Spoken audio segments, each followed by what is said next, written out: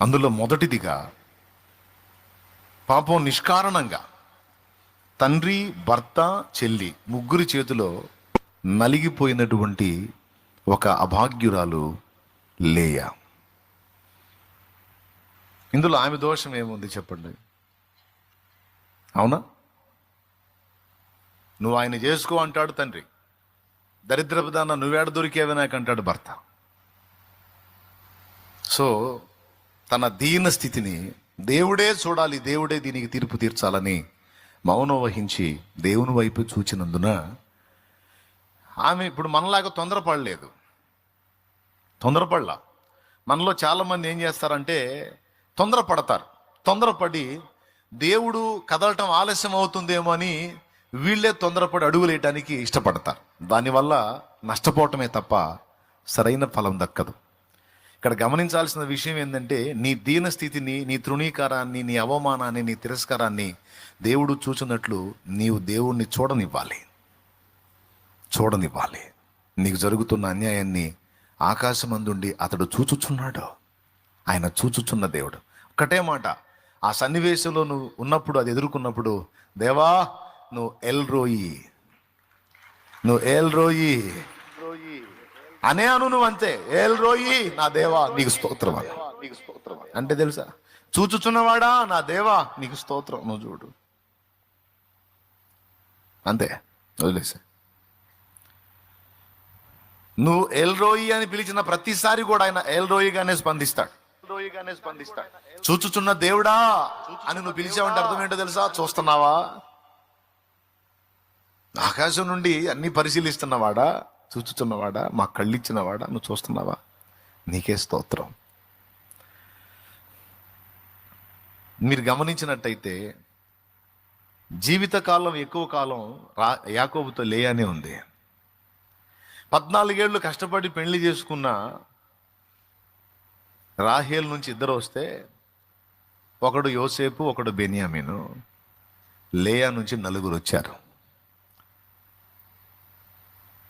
తను ప్రేమించిన యాకోబు ప్రేమించినటువంటి రాహేలు ఎక్కువ కాలం యాకోబుతో జీవించలేకపోయింది. కానీ లేయాకి సమృద్ధిగా అవకాశాన్ని దేవుడు అనుగ్రహించాడు. ఇక్కడ ఓర్పు బట్టి, సహనం బట్టి, దీన మనసు కలిగి దేవుడు చూచిందాకా సంయమనం పాటించినటువంటి జ్ఞానవంతురాలుగా లేయా కనపడుతుంది. ఫలితంగా లేయా పొందినటువంటి ప్రయోజనం ఎంత ఉన్నతంగా ఉందంటే, ఆఖరికి రాహేలుకు పుట్టిన యోసేపు కూడా ఈ లేయా యోధా కోసమే పుట్టినట్టు. ఎందుకంటే ఈయన అష్టకష్టాలు పడి చివరికి కరువులో వీళ్ళని సేవ్ చేయడానికి యోసేపు ఉపయోగపడ్డాడు.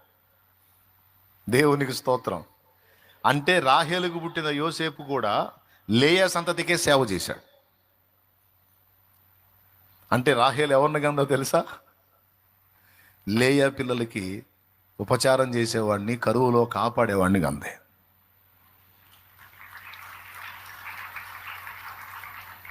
నానా బాధలు పడింది వాళ్ళే, యోసేపే. చివరికి వాళ్ళందరికీ హెల్ప్ఫుల్గా మారింది యోసేపు. ఇట్లా చూస్తే, ఈ కోణంలో చూస్తే లేయాని ఎంత ప్రేమించాడు దేవుడు. ఎందుకు లేయా మీద అంత కనికరం వచ్చింది దేవునికంటే, అమాయకంగా ముగ్గురి మధ్యలో బలి పశువుగా మారినందున ఆ కనికర సంపన్నుడికి కనికరం వచ్చింది ఆమె మీద. అదే ఆమె జన్మధన్యమైంది. అర్థమైందా? కనికర సంపన్నునికి కనికరం వస్తే ఇక మన బతుకు ధన్యమే. అయితే ఆయన కనికరించినట్లు ఇక్కడ మనం ఓర్పు పట్టాల్సి ఉంది. ఇప్పుడు ఎవరెవరు ఏ కండిషన్లో ఉన్నారో ఇక్కడ నాకైతే తెలియదు. ఎవరు ఎలాంటి పరిస్థితులు ఎదుర్కొంటున్నారో, ఎవరు ఏ విషయాల్లో సఫర్ అవుతున్నారో, ఎవరు ఏ విషయాల్లో నలిగిపోతున్నారో, నువ్వు తృణీకరించబడుతున్నావో, అవమానపరచబడుతున్నావో, నిందలు మోస్తున్నావో, నలుగురి మధ్య నవ్వుల పాలై ఉన్నావో, ఏ విధమైన గుండె కోత నువ్వు కలిగి ఉన్నావో నాకైతే తెలియదు. నీకు తెలుసు. పర్సనల్గా నువ్వు ఎంత ఏడ్చుకుంటున్నావో నీ దీనస్థితిని బట్టి, రహస్యమందు నువ్వు ఎన్ని కన్నీళ్లు గారుస్తున్నావో, ఎంత ఆక్రోశిస్తున్నావో, అలమటిస్తున్నావో ఆయనకి తెలుసు. ఇక్కడ గమనించాల్సింది ఏంటంటే, అన్యాయం అయిపోతున్న నిన్ను దేవుడు గమనిస్తున్నాడు. నీకు జరిగిన అన్యాయానికి కారకులు ఎవరో కూడా చూస్తున్నాడు. రెండు చూస్తున్నాడు. రెండు చూసిన దేవుడు నిన్ను అన్యాయం చేసిన వాళ్ళ బెండు తీసి తీరతాడు, అందులో డౌటే లేదు. దేవునికి మహిమ. మీరు ఈ రోజు తిన్నారా? Did you have your food? నేను ఈ రోజు చాలా టైర్డ్ గా ఉన్నాను. I'm very tired today. రేపు